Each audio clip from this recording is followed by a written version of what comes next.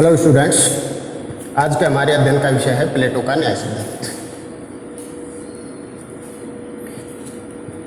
न्याय शब्द सुनते ही हमारे सामने एक परिदृश्य, एक परिकल्पना, एक विचार उत्पन्न होता है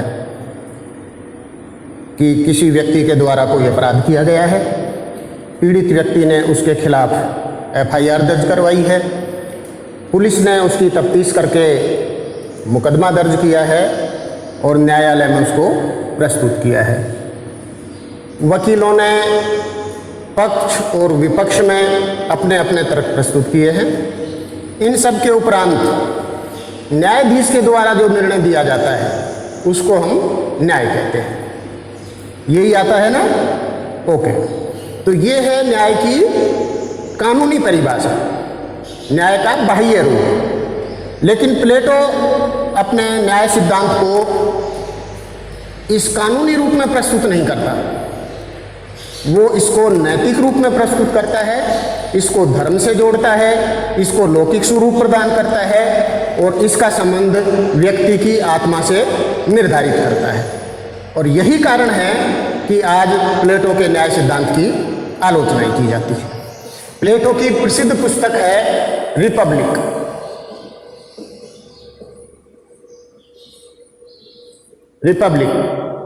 रिपब्लिक पुस्तक का दूसरा शीर्षक है कंसर्निंग जस्टिस। कंसर्निंग जस्टिस, इसमें प्लेटो अपने न्याय सिद्धांत की विस्तृत व्याख्या करता है। इसीलिए कुछ विद्वानों ने कहा है कि प्लेटो की जो रिपब्लिक है वो न्याय के इर्द गिर्द ही घूमती है। तो प्लेटो न्याय के दो रूप प्रस्तुत करता है, व्यक्तिगत न्याय और सामाजिक न्याय। व्यक्तिगत न्याय के अनुसार वो मानता है कि प्रत्येक व्यक्ति में तीन गुण होते हैं। प्रत्येक व्यक्ति में तीन तत्व होते हैं, तीन गुण होते हैं। पहला है इंद्रिय तृष्णा, इंद्रिय तृष्णा। दूसरा है शौर्य,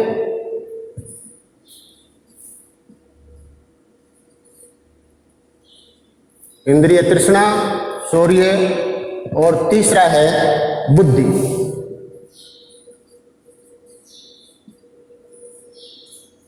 इन तीनों का मनुष्य में संतुलित रूप से विद्यमान होना ही आवश्यक है। यदि ये तीनों संतुलित रहेंगे तो व्यक्ति सही तरीके से काम करता रहेगा।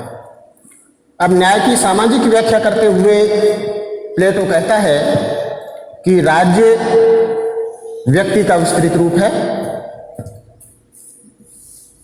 जिस तरह से व्यक्ति में तीन तत्व पाए जाते हैं उसी तरह से राज्य में भी वो चार तत्व मानता है, बुद्धि, दूसरा विवेक, विवेक बुद्धि दोनों एक ही हैं, साहस, और तीसरा है संयम, चौथा है न्याय। तो इस तरह से कौन कौन से तत्व हो गए? विवेक, साहस, संयम और न्याय। इन तीन तत्वों के आधारित पर ही समाज में वो तीन वर्गों की स्थापना करता है। विवेक है शासक वर्ग, साहस है सैनिक वर्ग और संयम है उत्पादक वर्ग।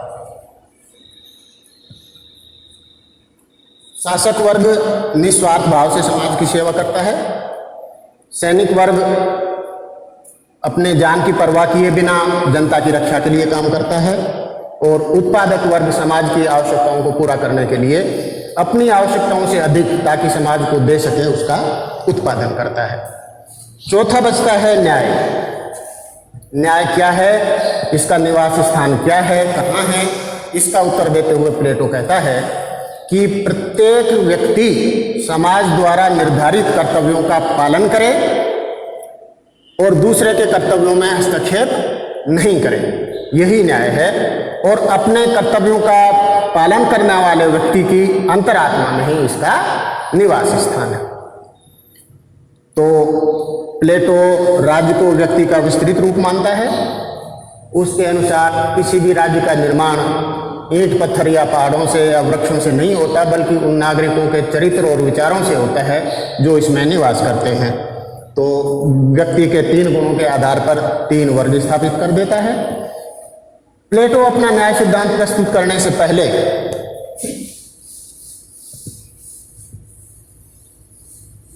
तत्कालिक समय में प्रचलित न्याय के सिद्धांतों की आलोचनात्मक व्याख्या करता है और उसके बाद अपना सिद्धांत प्रस्तुत करता है। उस समय न्याय के 3 सिद्धांत प्रचलित थे। न्याय का परंपरागत सिद्धांत, न्याय का परंपरागत सिद्धांत जिसके प्रतिपादक हैं सिफेलस और थ्रेसिमार्कस। सिफेलस के अनुसार सत्य बोलना और दूसरों का ऋण चुकाना ही न्याय है और पॉलीमार्कस के अनुसार प्रत्येक व्यक्ति को उसके प्रति उचित व्यवहार देना ही न्याय है। न्याय का दूसरा सिद्धांत है क्रांतिकारी। इस सिद्धांत का प्रतिपादन थ्रेसिमार्कस के द्वारा किया जाता है। थ्रेसिमार्कस कहता है कि शक्तिशाली का हित ही न्याय है। इसमें वो 2 बातें सम्मिलित करता है कि शासक वर्ग स्वयं अपने हितों की रक्षा के लिए शासन करता है और दूसरा अन्याय न्याय से बेहतर है। न्याय का तीसरा सिद्धांत उस समय प्रचलित था कार्यकारी सिद्धांत। कार्यकारी सिद्धांत यानी प्रैग्मैटिक थ्योरी, कार्यकारी सिद्धांत। इस सिद्धांत का प्रतिपादन ब्लाउ के द्वारा किया जाता है। ये कहता है कि न्याय कृत्रिम है और भय के द्वारा इसकी उत्पत्ति होती है। प्लेटो न्याय के इन 3 सिद्धांतों को अस्वीकार करता है और उसके बाद अपना न्याय सिद्धांत प्रस्तुत करता है। प्लेटो न्याय के 2 रूप बताता है, व्यक्तिगत न्याय और सामाजिक न्याय। व्यक्तिगत न्याय की व्याख्या करते हुए प्लेटो कहता है कि प्रत्येक व्यक्ति में 3 गुण पाए जाते हैं। पहला है इंद्रिय तृष्णा, दूसरा है शौर्य और तीसरा है बुद्धि। इन तीनों का उचित मात्रा में संतुलन मनुष्य के लिए आवश्यक है। न्याय के सामाजिक स्वरूप की व्याख्या करते हुए प्लेटो कहता है कि राज्य व्यक्ति का ही विस्तृत रूप है। राज्य क्या है? राज्य मानव मस्तिष्क का व्यक्ति का विस्तृत रूप है। जिस तरह से व्यक्ति में 3 गुण होते हैं, उसी तरह से राज्य में भी ये 3 गुण मानता है। और इनका कहना है कि किसी भी राज्य का निर्माण ईंट पत्थरों या वृक्षों से नहीं होता, बल्कि उन मनुष्यों से, उन नागरिकों से होता है जो उसमें निवास करते हैं। तो प्रत्येक राज्य में भी वो 4 गुण मानता है। विवेक, दूसरा साहस, तीसरा संयम, चौथा न्याय। विवेक, साहस, संयम और न्याय, ये 4 गुण मानता है। इसी के अनुसार वो समाज में 3 वर्गों की स्थापना करता है। विवेक शासक वर्ग, साहस सैनिक वर्ग, संयम उत्पादक वर्ग।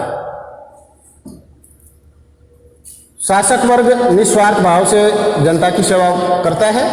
उत्पादक वर्ग अपने प्राणों की परवाह नहीं करते हुए जनता की रक्षा के लिए कार्य करता है। सैनिक वर्ग और उत्पादक वर्ग जनता की आवश्यकताओं की पूर्ति करने के लिए समस्त वस्तुओं का उत्पादन करता है। बचता है न्याय।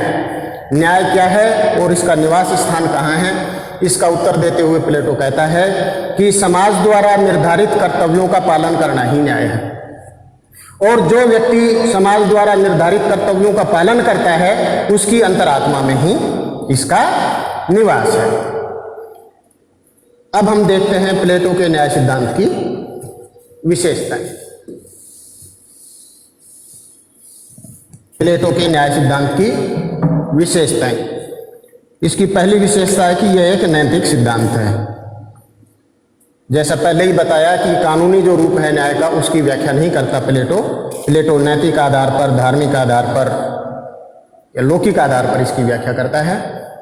दूसरा सिद्धांत है न्याय जीवन का एक आंतरिक तत्व है और यह एक संतुलनकारी धारणा है, यानी समस्त जो तीनों तत्व हैं, जो समाज में जो वर्ग हैं, इसमें आपस में एक दूसरे में संतुलन आवश्यक है। तीसरा सिद्धांत है इसका, तीसरा मुख्य बिंदु है कार्य विशिष्टता का सिद्धांत। कार्य विशिष्टता के सिद्धांत से तात्पर्य है कि समाज द्वारा निर्धारित जो कर्तव्य व्यक्ति को दिया गया है, प्रत्येक वर्ग अपना कर्तव्य का निर्वहन करे और एक दूसरे के कार्य क्षेत्र में हस्तक्षेप नहीं करे। इससे फायदा ये होगा कि व्यक्ति जिस काम को कर रहा है उस कार्य के लिए उसमें निपुणता आएगी और अपने कार्य को वो बेहतर तरीके से कर पाएगा, और दूसरे के कार्य में यदि हस्तक्षेप नहीं करेगा तो समाज में किसी तरह से कोई अशांति या झगड़े नहीं होंगे। चौथा बिंदु है इसका अति व्यक्तिवाद का विरोध और सावयव एकता का सिद्धांत। और अंत में वो इसकी विशेषता बताते हुए कहता है कि दार्शनिक राजा के द्वारा ही इस न्याय सिद्धांत को लागू किया जा सकता है। अब हम देखते हैं प्लेटो के न्याय सिद्धांत की आलोचना। तो यूनान की तत्कालीन परिस्थितियों में प्लेटो के द्वारा जो सिद्धांत प्रस्तुत किया गया था वो उस समय प्रासंगिक था, लेकिन आधुनिक समय में चूंकि न्याय के कानूनी रूप का ही हम अध्ययन करते हैं तो इस सिद्धांत को प्रासंगिक नहीं मानते। इसकी आलोचनाएं निम्न प्रकार से की जा सकती हैं। पहली आलोचना में है इसमें ये न्याय की कानूनी धारणा नहीं है बल्कि एक नैतिक धारणा है। दूसरी आलोचना करते हुए हम कह सकते हैं कि दार्शनिक वर्ग को समस्त शक्तियां प्रदान करना अनुचित है। इसमें जो दार्शनिक वर्ग है, जो शासक वर्ग है, उसके पास सबसे ज़्यादा शक्तियां हैं। वो वर्ग ही तय करता है कि किस वर्ग के क्या कर्तव्य हैं, किस वर्ग में कौन सा व्यक्ति सम्मिलित है। तीसरा है मनुष्य तथा समाज का सर्वांगीण विकास संभव नहीं होगा, क्योंकि ये कार्य विशिष्टीकरण के सिद्धांत को प्रतिपादित करता है। इसके अनुसार कोई भी व्यक्ति केवल अपना एक निर्धारित कार्य ही करेगा, दूसरे कार्य करने की उसको अनुमति नहीं है, तो केवल एक ही क्षेत्र में अपना विकास कर पाएगा, दूसरे उसका सर्वांगीण विकास नहीं हो पाएगा। तीसरी आलोचना है गुणों के निर्धारण का कोई आधार नहीं है। कौन व्यक्ति शासक बनेगा, कौन सैनिक बनेगा, कौन उत्पादक बनेगा, इसके निर्धारण का कोई आधार नहीं है। आवश्यक नहीं है कि शासक का बेटा उतना ही गुणी उत्पन्न हो और वो शासक बन जाए, और ये भी आवश्यक नहीं है कि उत्पादक वर्ग का व्यक्ति उच्च शैक्षिक योग्यताएं प्राप्त करके शासक नहीं बन सके। इस तरह की इसमें विवादास्पद रहते हैं। अगली आलोचना है कि वर्तमान राज्यों में इसको लागू नहीं किया जा सकता, क्योंकि यूनान में उस समय छोटे छोटे गणराज्य हुआ करते थे, उन राज्यों में ये व्यवस्था लागू हो सकती थी। आधुनिक राज्यों में इसको लागू करना संभव नहीं है। ये अगली आलोचना के रूप में हम कह सकते हैं कि सर्वाधिकारवाद का मार्ग प्रस्तुत करता है। सर्वाधिकार यानी तानाशाही, दार्शनिक वर्ग को समस्त शक्तियां प्रदान करना। और तीसरा है वर्गीय विशेषाधिकारों का समर्थन करना उचित नहीं है। तो संक्षेप में ये आपके सामने प्लेटो का न्याय सिद्धांत प्रस्तुत किया गया है। धन्यवाद।